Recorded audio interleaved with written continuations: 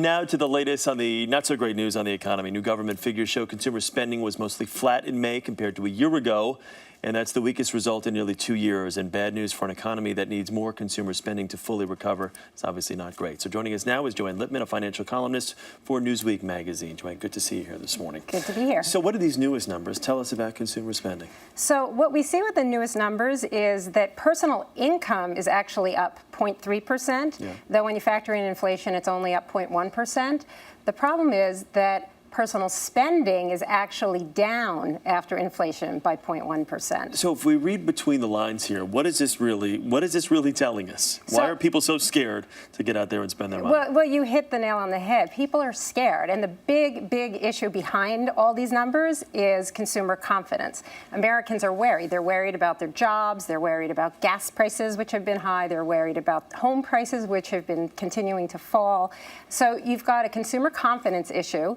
And then on top of that, you had the tsunami earlier this year, which meant that a lot of the Americans buy a lot of Japanese cars, which were not available, so Americans weren't buying them. And then on top of that, you have an uptick in inflation, which is for the first time we're seeing larger inflation numbers since 2009. Okay, I want to ask you about gas prices in a second, and we'll talk about the auto industry as well. But what do people need to hear in order to turn the tides here? Because it seems as though everyone's waiting for this national elixir that doesn't exist. But what do people need to finally get that consumer confidence back? You know what? You're absolutely right. And the single largest barrier to growth and to confidence is the message from Washington that Washington is on top of this and is going to fix things. And the fact is Americans are worried and nervous right now because we're in this hyper-partisan atmosphere where there's so much battling between the two parties that Americans are concerned that the parties are too busy battling each other to fix the economy. Yeah, if you're waiting for a positive message out of Washington with the way things go on there, you might be in a little bit of trouble. And you know what? It's a big problem because consumer spending is 70% of the economy. So we need to get consumer spending again. As far as gas prices are concerned, they're coming down, but they're not where they were a year ago. How much lower do they need to come before people can say, okay, this is tolerable?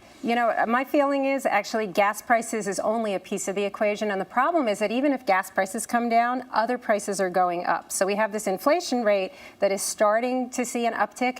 But beyond that, the inflation rate, the way the government calculates the inflation rate does not include food or fuel. And food prices are ticking up. And commodity prices like corn and wheat and sugar are way up, and those prices are working their way into the grocery store. So Americans are still facing higher prices on that end. All right, let's talk about savings now, personal savings. Where do we stand as a nation right now? How are people doing in that regard? That's a very interesting question because personal savings are actually up to now 5%, which is a huge turnaround. Before the financial crisis, we had a couple of years of negative savings rates, which essentially means people were spending more than they were earning. And now we've got 5%, which is quite significant. Though there's still a quarter of Americans, 24% of Americans, who don't have any emergency savings at all. No rainy day fund. Gotta work on none that. at all. All right, Joanne, thanks so much. Good to see you this morning. Good to see you.